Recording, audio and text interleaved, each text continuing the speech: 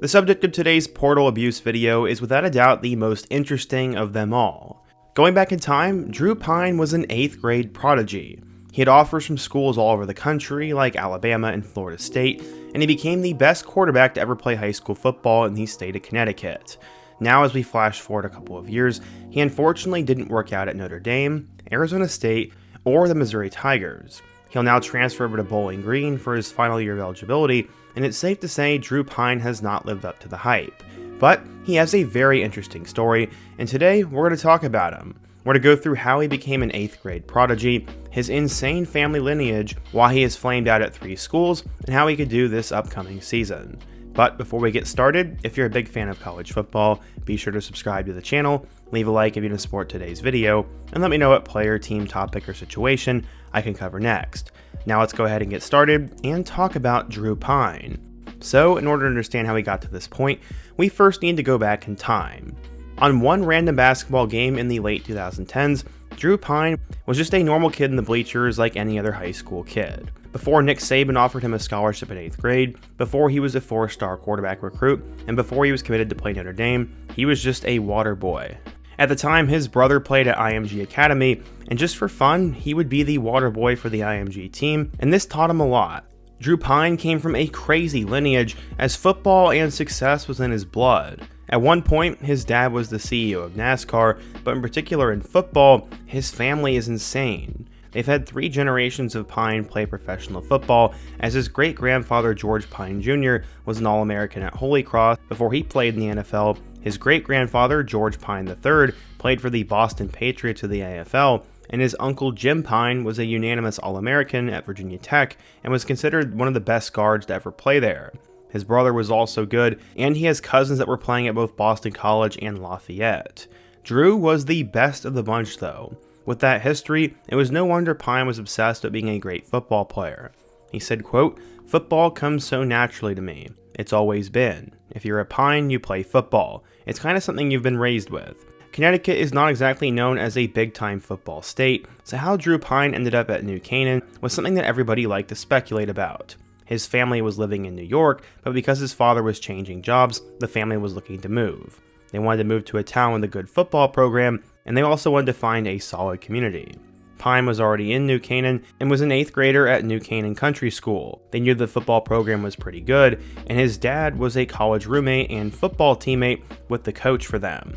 While in 8th grade, Pyne approached them about letting his son hang around at practice and stand on the sidelines during games. Drew was absolutely fascinated and then followed around then senior quarterback Mike Collins. He ended up actually playing at TCU and was a big-time player to come out of New Canaan. The Pynes would then move to New Canaan before his freshman season, and he could have played anywhere in the country, but him and his family wanted to be there. It's easy to understand why people have been talking about him since 8th grade, as he ended up entering high school with offers from Bama, Florida State, Penn State, South Alabama, and South Carolina, all before he ever threw a pass in high school. That sort of hype surrounding a player is highly unusual, and is met with a lot of skepticism. A lot of people were clowning on Drew Pyne, and many thought that he would never make it, and would be a complete bust. But how do you even get D1 offers before throwing a high school pass? Well, while he was working out down in Alabama, he ended up throwing really well, and a South Alabama coach decided to give him an offer. He was very impressed by what he saw, and was hoping to land a verbal commit. Pyne thought the coach was messing with him, and was upset when he saw his mother later in the day. Drew said, quote, "Honestly, I couldn't believe it. When they said they were going to offer me, I thought that's not true, and I left and didn't think anything of it. I talked to my mom, and I thought he was joking, and then I thought it wasn't cool, but then I texted him, and he said he was serious." Within 2 weeks, Florida State would offer Drew Pyne, and before he got to New Canaan, he had 5 D1 offers. In 3+ decades of coaching at New Canaan, their head coach had never had a freshman play on varsity, let alone at quarterback. At the time, they had a senior and another guy who was a backup, but one of them got injured, and the other just wasn't all that good. As a freshman, Drew ended up throwing for 2,400 yards and 26 touchdowns, while also rushing for 430 yards. He led his team to a state championship, and his coach said, quote, "He's one of those kids that from the beginning had something special about him." As a sophomore, Pyne got better, this time throwing for 2,400 yards with 25 touchdowns and 11 picks, and rushing for 273 yards and 7 touchdowns. As he was going into his junior season, he would decide to make his college decision, as he had over 25 offers but chose to go to Notre Dame over the likes of Alabama, Oklahoma, Penn State, Florida State, Auburn, and Miami. He was committing to play football at Notre Dame and was already New Canaan's all-time leading passer after his junior season. It was a dream come true for him and a long time in the making. He said, quote, "There is a video of me when I was 3 standing on a bed watching Rudy and chanting as he's being carried off the field. It was sort of a lifelong dream and a goal that I've had, and I'm very lucky to be a part of the team." He said, quote, "My dad was always like, listen, if this gets to your head, you'll never play at Notre Dame." He was always reminding Drew to be his best and try hard because other people were going to try to outwork him. But there were some that were skeptical. He was a bit undersized, and he played high school football in Connecticut. They're not known as a juggernaut, and many were wondering if he'd actually be all that good. As a senior in 2019, he ended up throwing for 2,100 yards and 24 touchdowns. That year was unusual for the state of Connecticut as they had 2 big-time recruits, as they also ended up having Tyler Van Dyke. It was definitely interesting to say the least, but because of his quick release and his traditional throwing motion, it was easy to understand why everybody wanted him. According to 24/7 Sports Composite, he ended up becoming the number 8 pro-style recruit, but on 24/7 Sports itself, he ended up being ranked number 19. Scouts were sort of split on him, but either way, how would he end up doing in South Bend? Well, let's go ahead and take a look. So when Drew Pyne arrived at Notre Dame back in 2020, he would end up being the backup to big-time player Ian Book, who was just a 3-star who ended up coming out of nowhere, and he became one of the best quarterbacks in Notre Dame football history. Pyne barely saw action as he played in 2 games, completing 2 passes. Going into 2021, some thought that Pyne could compete for the starting job, but ultimately he wouldn't play a whole lot as Jack Cohn ended up being the starter instead.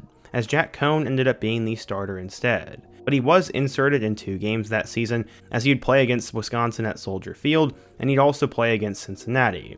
Against the Badgers, he went 6 of 8 for 81 yards and a touchdown, and then against Cincinnati, he was also okay.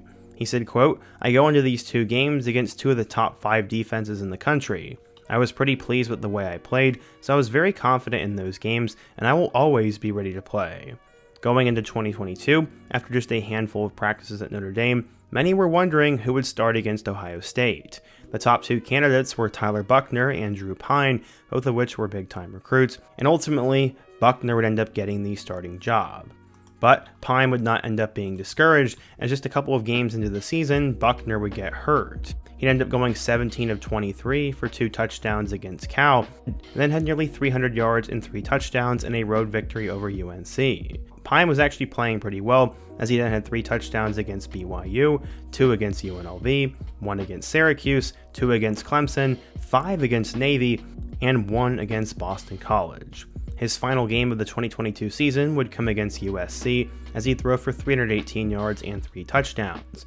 Drew Pyne was honestly not that bad, as he threw for 2,021 yards, 22 touchdowns, and 6 picks, with 2 more rushing scores on the ground.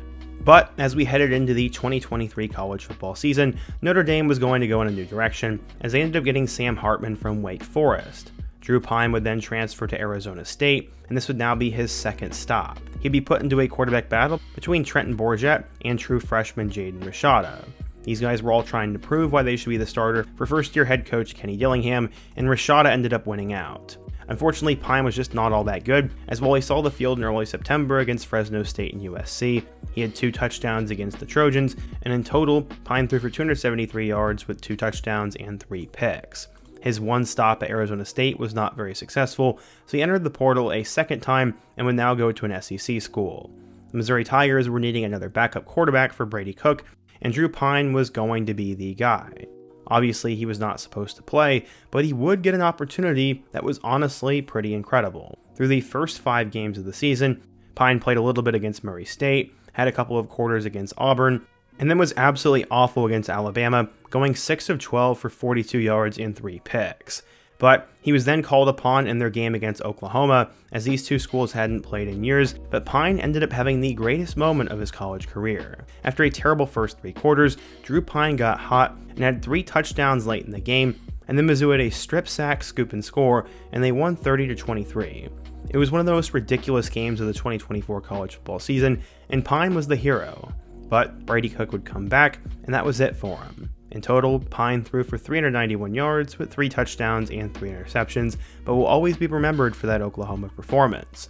He decided to enter the transfer portal one more time ahead of the 2025 season, as Sam Horn and Matt Zollers were back, plus they brought in Bo Prabula from Penn State. He was just not going to play.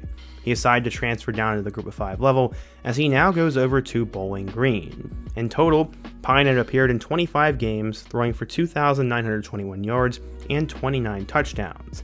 He also had 12 picks and was 9-3 as a starter.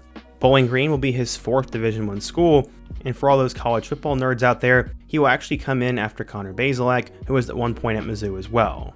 I found that interesting. He said that he visited Bowling Green and loved their head coach Eddie George, as he said, quote, "The opportunity to play for Eddie George and a strong offensive line was very good, and they've already gone to 3 straight bowl games and can compete for a MAC championship." Yeah, Pyne will definitely be the starter for Bowling Green this year, and it's his last season. Sure, this guy definitely did abuse the portal, as he will be at his 4th school, but he's got a pretty epic story. Unfortunately, Pyne never really lived up to his 8th grade hype, but at the same time, he wasn't that bad either. He was a pretty solid starter while he was at Notre Dame, and maybe Notre Dame gave up on him a bit quick. I don't know. As a Mizzou fan, that Oklahoma game was pretty epic, but other than that, Drew Pyne was just sort of forgotten. It's kind of unfortunate, but I hope he balls out at Bowling Green and ends up having a couple of memorable moments. But what do you guys think? If you're a Notre Dame, Arizona State, Mizzou, or Bowling Green fan, what do you think of Drew Pyne, who's another middle school prodigy I could cover next, or another player who has abused the portal? Be sure to let me know down below, leave a like if you support today's video, subscribe if you're new, and check out one of the videos on the end screen. Hope to see you guys again soon, but until next time, peace.